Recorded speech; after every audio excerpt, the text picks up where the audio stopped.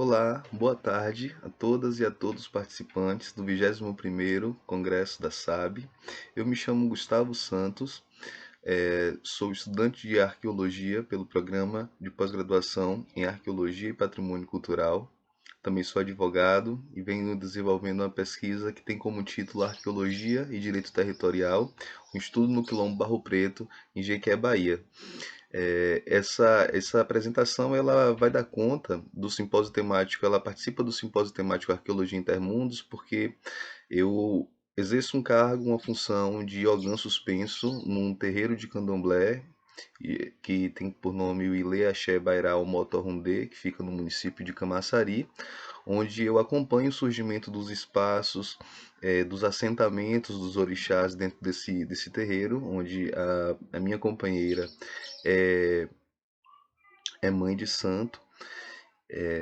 E dentro dessa realidade de participar do surgimento desse Ilê, a pesquisa em arqueologia ela toma outros contornos, ela passa a ter outros significados. Então, morar num terreiro de candomblé vem me permitindo compreender de fato a importância de cada espaço, de cada material dentro do Ilê. Os significados que são visíveis e aqueles que também são invisíveis. Os pepelês, os altares, né, as sementes que crescem e se tornam árvores dentro do Ilê, elas têm um significado diferente daquilo que a gente conhece longe dessa cultura africana.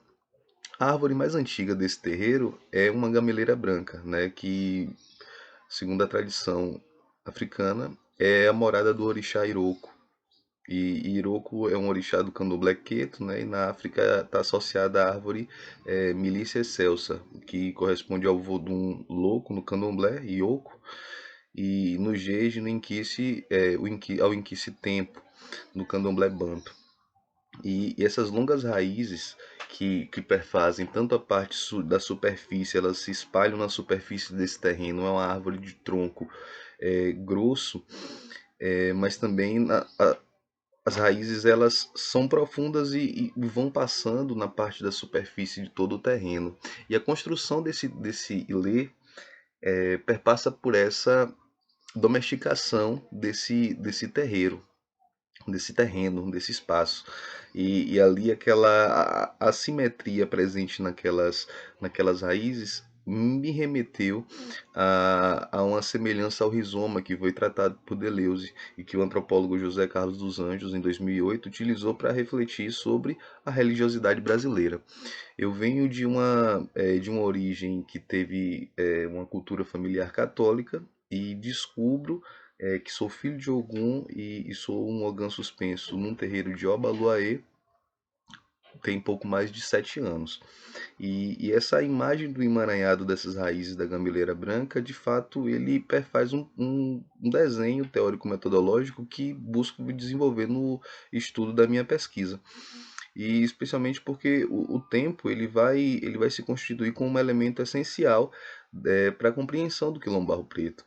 Então, o orixá tempo ele perfaz um significado que transcende a realidade acadêmica, mas perpassa por essa realidade intermundos.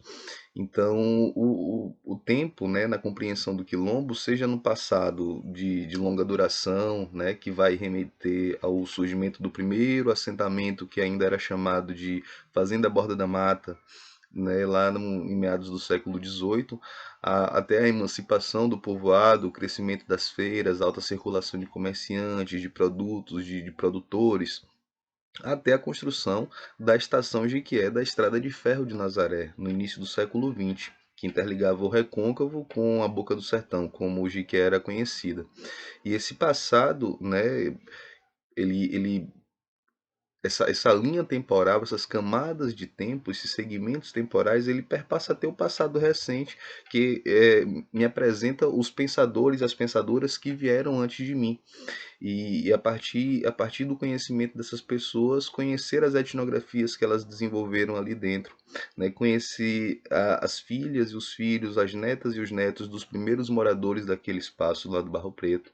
E de fato, ainda numa perspectiva de que o tempo ele se apresenta também na possibilidade futura, que seria, né, que será a partir dos resultados desse estudo, porque a ausência do registro da presença de populações negras na história oficial do município de Jiquié é de fato divergente da realidade que eu vivi.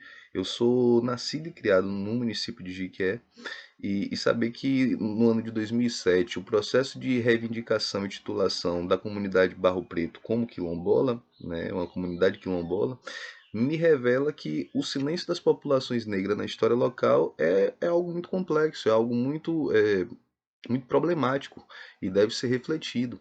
Então, uma visita ao museu no ano de 2018 me revela que a narrativa oficial da cidade, ela simplesmente apaga a presença de populações negras dentro da formação, da fundação da cultura jiqueense.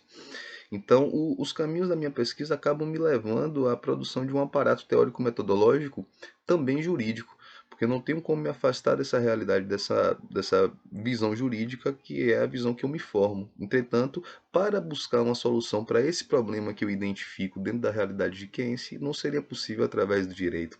Então, as ciências humanas, né, ela me permite, as ciências humanas me permite alcançar um arcabouço teórico-metodológico para analisar o quilombo Barro Preto a partir dessa interface entre arqueologia e direito territorial.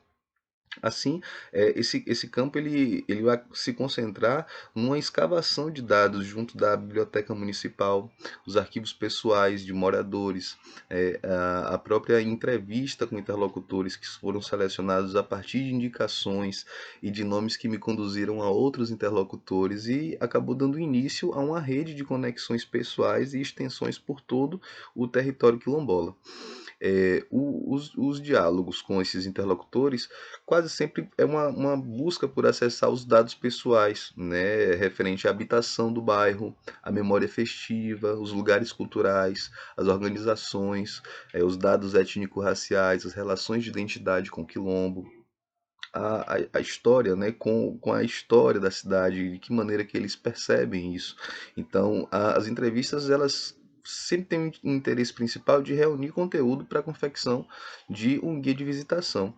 E o bairro, ele acaba apresentando para a gente uma sequência de aspectos urbanísticos que são passíveis de serem analisados e refletidos, seja através do arruamento, a tipologia edilícia, as técnicas de construção, os lugares que são compreendidos e significados como monumentais cívicos e também religiosos, porque uma marca desse espaço é essa relação entre as diferentes religiões. Existe é, é, igrejas evangélicas, existem terreiros de candomblé, existem igrejas católicas convivendo e articulando significados e festejos nesse mesmo espaço. Então, muitos caminhos acabam sendo necessários percorrer para que uma rota me levasse ao quilombo, se traçasse de maneira mais efetiva. E ao mesmo tempo que eu estava ali, né, entendendo a arqueologia, entendendo o patrimônio cultural dentro desse mestrado em arqueologia e patrimônio cultural, eu estava também acessando o direito com uma abordagem sobre o conceito de território, de territorialidade, para que fosse entender uma formulação do que é essa vida vivida e não como um conceito lá empoeirado, uma relíquia no tempo. Então, ao longo da reflexão sobre a formação do Quilombo Barro Preto, essa busca por África acaba rompendo com esse padrão, né? Porque se apresenta através tanto da narrativa material quanto a narrativa contemporânea, constituída por pessoas que já são pessoas livres, me informam que a sociedade mais ampla, né? Que a luta por liberdade e dignidade ela permanece no pós-abolição, formulando estratégias para as pessoas viverem melhor. Essas pessoas elas resistem.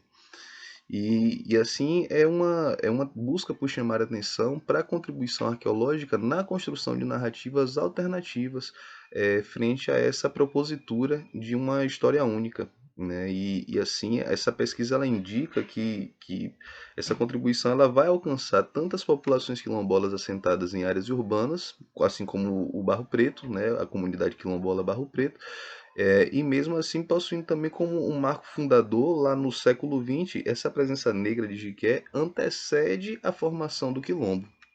Então, é uma busca por sedimentar, por formular uma conclusão no sentido de que a perspectiva religiosa ela não pode ser reduzida ao âmbito religioso. E de fato, ela me permitiu uma compreensão sobre a cultura material, sobre as pessoas e sobre esses ambientes muito mais apurada e muito mais verdadeira, muito mais legítima. Então, essa é a minha apresentação. Agradeço a vocês. Um abraço.